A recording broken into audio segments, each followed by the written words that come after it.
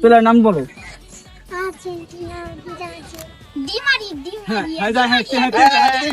আমি যেহেতু একটা কাজের জন্য রাজবাড়ি যাচ্ছি, তাই আমি ভাবলাম এই কাজের ফাঁকে একটা চ্যালেঞ্জও কমপ্লিট করা যাক। তাই আমি চ্যালেঞ্জ নিয়েছি আব্দুল্লাহ ও এশার সাথে আমার দেখা করতে হবে। ও আমারে বলেছিল সবাই তো তোমারে মেয়ে বলে। আপনারা হয়তো বা দেখেছেন এর আগেও আব্দুল্লাহ ও এশার সাথে আমি দেখা করেছি, কিন্তু ওই ভিডিওতে আমার সম্পূর্ণ ডিটেইলস দেওয়া হয় না যে কোথায় গেলে পরে আব্দুল্লাহ ও এশার সাথে আপনারা দেখা করতে পারবেন। তাই অনেক আমাকে মেসেজ করেছেন যে ভাই আব্দুল্লাহ ও এশার সাথে আমরা কিভাবে দেখা করব। তো সেটাই আজকে দেখাবো এই ভিডিওতে, যে কোথায় গেলে পরে তাদের সাথে দেখা করতে পারবেন। তো সবাই সম্পূর্ণ ভিডিওর সাথে থাকুন। আমি এখন আছি রাজবাড়ী রাস্তার মোড়, আর এইখান থেকে একটা বাসে করে আমার যাইতে হবে সর্বপ্রথমে গোয়ালন্দ মোড়, আর যার ভাড়া মাত্র 40 টাকা। আপনারা অনেকে ভাবতেছেন হ্যালো সাব্বির কেন নিয়মিত ভিডিও দিচ্ছে না। আসলে আমাকে যে ভিডিও করে দেয় আমার ফ্রেন্ড সৌরভ, সে একটু ব্যস্ততা থাকার কারণে আমাকে 1-1.5 মাস ভিডিও করে দিতে পারবে না, যার কারণে আমি একা দূর দূরান্ত কোথাও গিয়ে ভিডিও করতে পারছি না। 30 থেকে 35 মিনিট সময় লাগলো আমাদের এই গোয়ালন্দ মোড় আসতে। আর এখানে আসার পর দেখতে পেলাম একটা রোড গেছে ফরিদপুর জেলা, একটা গেছে রাজবাড়ী জেলা, আর আরেকটা গেছে এইদিকে দৌলতদিয়া ঘাট। আমরা যাবো দৌলতদিয়া ঘাটে দেখি, কারণ সামনে আছে গোয়ালন্দ বাজার, আমাদের গোয়ালন্দ বাজারে যাইতে হবে।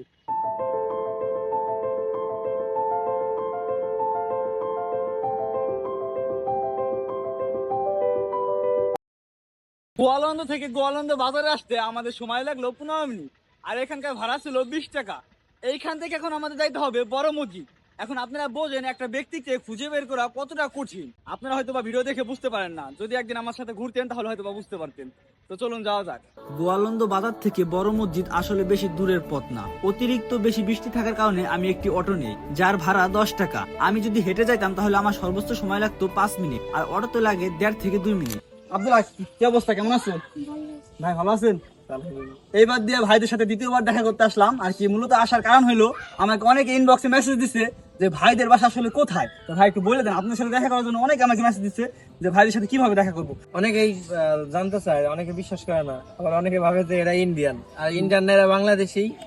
আর আমাদের বাসা হচ্ছে রাজবাড়ী জেলায়, ফরিদপুর জেলার পার্শ্ববর্তী জেলায়, রাজবাড়ী জেলার গলন্দ বাজার। গলন্দ বাজারে এসে আমাদের মানে নাম বললেই যে কেউ আমাদের বাসা দেখায় দিবে।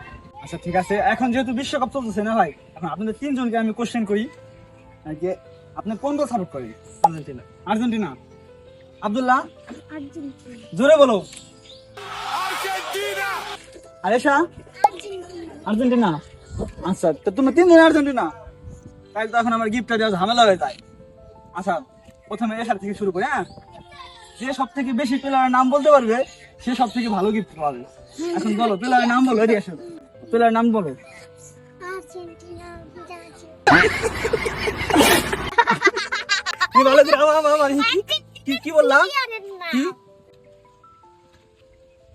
জানো না? এশার আগে গিফটটা দিয়ে দে। হ্যাঁ, তুমি ওইদিকে তাকাও, তুমি ওইদিকে তাকাও, ওইদিকে তাকাও। হ্যাঁ, তোমার আগে সর্বোচ্চ না, তুমি যদি একটা নাম বলতে পারো ভাই, তোমার সব থেকে ছোট একটা গিফট হবে। এই ধরো তোমার ছোট্ট একটা gift। এখন হলো ওই যে ইরা। আব্দুল্লাহ, তুমি নাম বলো। মেসি, দিবালি, তারপর কি মেসি, দিবালি। দিওয়ালি। যাই হোক, বলো দুইটা হয়েছে। আর আরে আরেকটা বিজয় কাম। হ্যাঁ বলো। লম্বা প্লেয়ার একটা আছে, আরে ওকে আমি তুমি বিদায় নিছে, ডি দে নাম। দিমারি, হ্যাঁ দিমারি। হ্যাঁ তিনটা আছে। হ্যাঁ, আর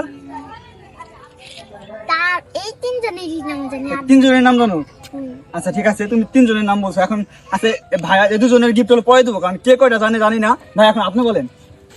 মেসি, হ্যাঁ, ডি মারিয়া, হ্যাঁ, আলভারেজ, হ্যাঁ, দিবালা, হ্যাঁ। মার্টিনেজ, ভাই অলরেডি উইন হয়ে গেছে। মার্টিনেজ, তুমি হারিয়ে গেছো কি? হ্যাঁ, ড্যানি মার্টিনেজ।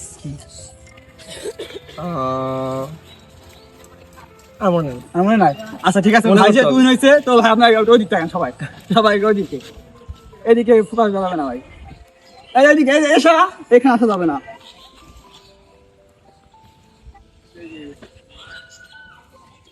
আব্দুল্লাহ, এটা তোমার জন্য। এই যে একটু ইয়ে দাও। ধন্যবাদ। ভাই আপনার জন্য এটা। Thank you. তো এখানে হলো ভাই সব থেকে বেশি বেলা নাম বলতে পারছে, তো এর জন্য ভাইকে সব থেকে ভালো গিফটটা দিলাম।